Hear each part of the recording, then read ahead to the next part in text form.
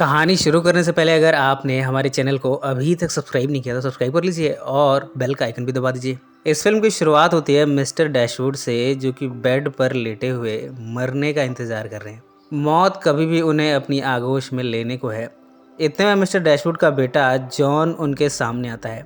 John mister Dashwood की पिछली शादी से पैदा हुआ था, पर जब मिस्टर डैशवुड ने दूसरी शादी की थी तब इस शादी से उन्हें 3 बेटियां पैदा हुई। मिस्टर डैशवुड को चिंता है तो अपनी दूसरी वाइफ की और उसकी 3 बेटियों की। इन तीनों बेटियों के नाम है एलेनोर, मैरियन और मार्गारेट। मिस्टर डैशवुड ने अपनी बेटियों के लिए छोड़ा है साल के महज 500 पाउंड। उनका स्टेट नॉर्फॉक पार्क, इसको उन्होंने जॉन को दे दिया है। बाय लॉ वैसे भी ये जॉन को मिलना था।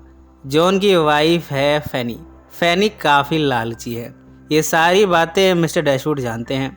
वो जॉन से प्रॉमिस लेते हैं कि जॉन अपनी स्टेप सिस्टर्स का ख्याल रखेगा, पर फैनी के सामने जॉन की एक नहीं चलती। मिस्टर डैशवुड तो इस दुनिया को छोड़कर चले गए, पर एलेनोर, मरियन और मार्गारेट और इनकी मदर पर मुसीबतों का पहाड़ टूट पड़ा।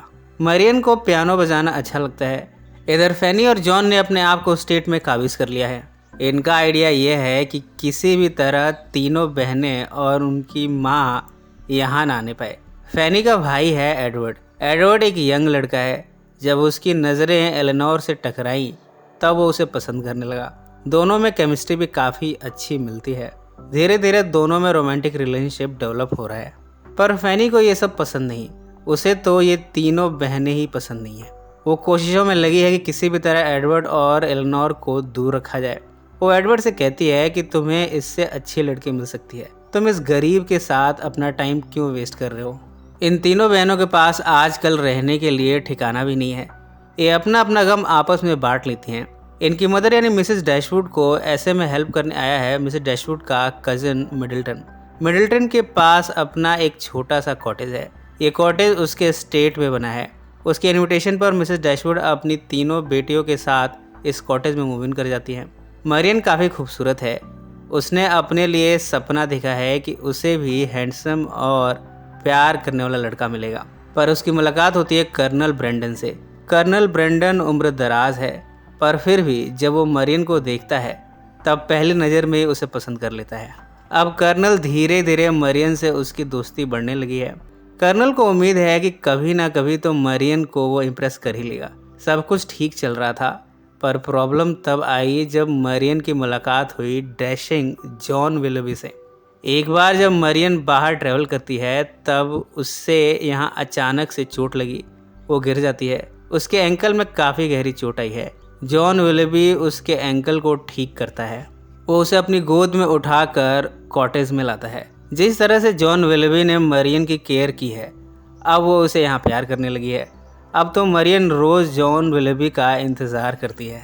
ये सब चीज़ें कर्नल ब्रेंडन नोटिस कर रहा है, पर वो कुछ कह नहीं पाता। कर्नल ब्रेंडन शाम को मरियन से कहता है कि उसने सबके लिए पार्टी ऑर्गेनाइज की है, पर मरियन इस पार्टी में नहीं जाना चाहती। जैसे ही कर्नल ब्रेंडन ये कहता है कि वो जॉन विलबी को भी इस पार्टी में बुला रहा है, तब मरियन तुरंत ही पार्टी में आने के लिए तैयार हो गई। कर्नल ब्रेंडन को देखकर लगता है कि वो मरियन से बहुत कुछ बताना चाहता है, पर वो कुछ कह नहीं पा रहा। पार्टी में मरियन आती है।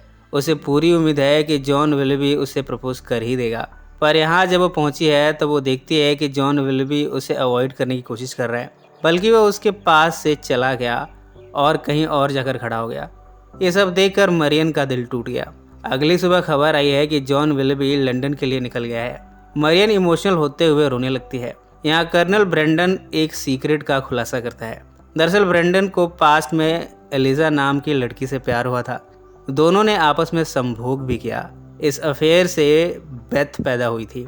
इस तरह बेथ कर्नल ब्रेंडन की नाजायज़ औलाद हुई, पर जॉन विलबी ने बेथ से दोस्ती बढ़ाई, उसके साथ संभोग किया और जब वो प्रेग्नेंट हो गई तब उसे छोड़ दिया। जब ये खबर जॉन विलबी के आंटी लेडी एलन को पता चली तब उन्होंने जॉन को अपनी जायदाद से बेदखल कर दिया। ब्रेंडन बताता है कि जॉन को अपनी खूबसूरती का बड़ा घमंड है। लड़कियों की ज़िंदगी से खेलना उसका शौक़ है। वो किसी एक का तो हो ही नहीं सकता।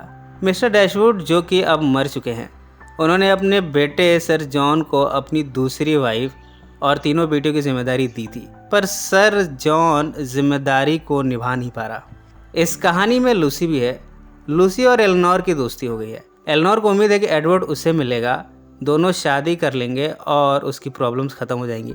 लूसी एलेनोर से यहाँ बताती है कि एडवर्ड से वो काफ़ी पहले मिली थी, दोनों पिछले 5 सालों से सीक्रेटली एंगेज्ड हैं। ये सब बातें जब एलेनोर को पता चली है तब उसका दिल भी टूट गया। उसने भी अब एडवर्ड को पाने की उम्मीद छोड़ दी है। मिस्टर डैशवुड के बेटे सर जॉन की mother in law Mrs Jennings को लूसी, एलेनोर और मरियन का साथ अच्छा लगता है। वो इन तीनों को अपने साथ लंदन बुलाती है। यहाँ इनकी मुलाकात जॉन विल्बी से होती है। जॉन विल्बी ने एक अमीर लड़की मिसेस ग्रे से शादी कर ली है। ये सब देखकर मरियन गमगीन हो जाती है। सब उसे संभालते हैं पर मरियन बड़े सदमे में है। इन सब में लूसी और एडवर्ड के एंगेजमेंट की बातें भी अब डिस्क्लोज हो गई। एडवर्ड की मदर को जब ये सब पता चला है तब वो इस एंगेजमेंट को तोड़ने की डिमांड करती है। एडवर्ड बड़े हम्बल तरीके से ऐसा करने से इनकार कर देता है। इस पर एडवर्ड की मदर सारी जायदाद एडवर्ड के छोटे भाई रॉबर्ट के नाम कर देती है। इन सब के बाद एलेनोर और मरियन अपने घर की तरफ जा रही हैं।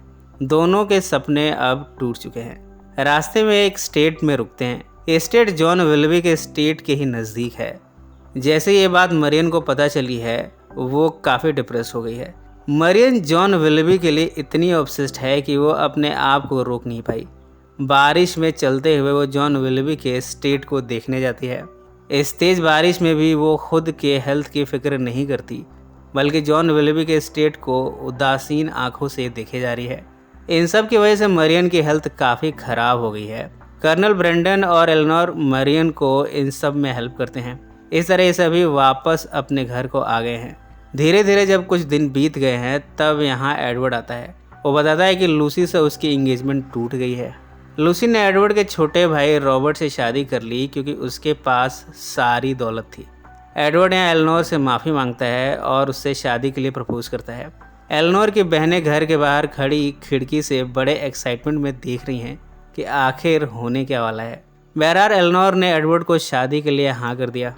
आज इस शादी को परफॉर्म किया जा रहा है, पर यहाँ शादी सिर्फ एलेनोर की ही नहीं हो रही बल्कि मरियन की भी हो रही है। उसने अब कर्नल ब्रेंडन को एक्सेप्ट कर लिया है। ब्रेंडन उम्र में बूढ़ा है पर वो मरियन का बड़ा ख्याल रखता है। इन सब से मरियन भी उसे शादी के लिए हाँ कर देती है। इन चारों की शादी के साथ ही ये फिल्म समाप्त हो जाती है। सो फ्रेंड्स, फिर मिलेंगे ज़िंदगी के किसी नए मोड़ पर।